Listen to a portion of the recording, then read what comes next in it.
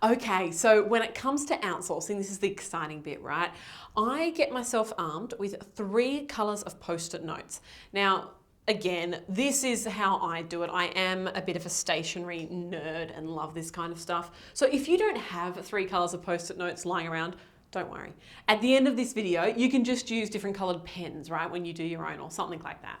So here's what I do when I'm in a face-to-face, one-to-one kind of offering.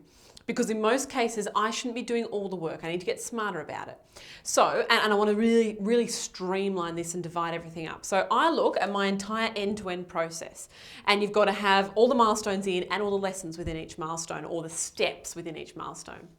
So I've drawn mine out on a whiteboard, and now I've got my colored post-it notes, and I'm going to clarify 3 different, like put one of these beside each of them because they're going to fall into one of 3 different categories. Green, things that only I can do. Pink, things that my client must do. And yellow, things that I could train someone else to do. At the beginning, I delegated this to a contractor. Actually, at the beginning, I did everything myself. Then when I had enough money, I delegated this part to a contractor. And then in time, I hired my own team members. So I really want to encourage you at this point, I need you to be ruthless, right? So let's have a look at, for an example, we'll jump into this buying the domain and the hosting side of things. Let's have a look. Choosing a domain. That is something that my client needs to do. I can't help with that. I can provide a video, but they actually need to take that step. Oops, it's going so well. So that's going to be the pink post-it. In terms of providing them with the, looking at the providers and which one they want to choose, that's going to be what they have to do as well. And they need to determine how much they're willing to pay. And then in terms of hosts, I need to set that up for them. So it's only the domain that they have to buy themselves.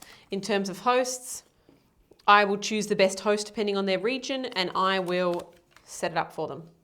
So that's the way that that's going to flow. So I now need to make sure that when I'm communicating with them about this milestone, I just need to fill them in on the pinks.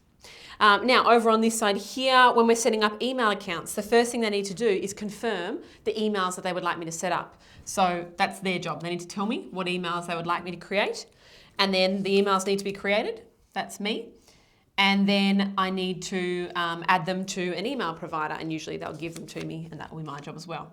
So I normally go through and do the pinks and greens, and then at that point, I'm left with my yellows. So I'm now going to decide which of these green things I really have to do and which I don't.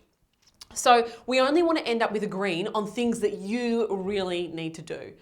Your rule of thumb, this is my rule of thumb, it should be if a task costs less than $50 an hour to get someone else to do it, then you're not really allowed to do it. Okay, you've got to outsource it and let someone else do it because your time is worth more than $50 an hour as a business owner in terms of the scale of the kinds of things that you should be spending your time on. So once this is done, like if we have a look, creating the actual email, I shouldn't do that. That should be picked up by a team member. That's like a 2-second job I could train someone to do. Adding it to their email provider, again, doesn't really have to be me. That could be a yellow. So I want you to be really realistic about what you need to do and what they do. Choosing their host, I like to choose the host, but once I've chosen it, I could have one of my team members set up or outsource it to a VA to actually set up their host for them. So we want to try and remove as many greens as possible without putting them all on our client's plate. Our client should only be doing what they have to do. You should only be doing what you have to do, and everything else should be outsourced. So now it's all the little pink things that I make sure I put in the communications between sessions. All the yellow things, I make sure that I find someone who I'm able to outsource to, that I trust and can train up to do it the way I want it done. So you'll want to create a brief for each of these things that you outsource, okay? Just so that you have consistency and transparency in the expectations that you have of your contractors, or if you're further down the track, your actual paid team members. I also recommend that when you're doing this, just create a quick video training of you doing it on your computer. Just use, I use ScreenFlow, but you can just use iMovie or Windows Movie Maker for free options that come with your computer. Just go and do it yourself for the first client. Record yourself doing it, walk through the project that you would like to delegate, and then next time you can hand it over to someone else. It just makes it a no-brainer.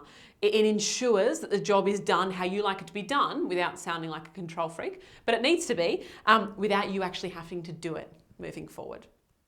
So get your pink, yellow and green post-its. or any colour that you would like, know which is which, or just get a marker or a different coloured pen out and let's start clarifying what you need to do and only you can do, what your client should be doing in this process, and what you can outsource to someone else. Let's get doing.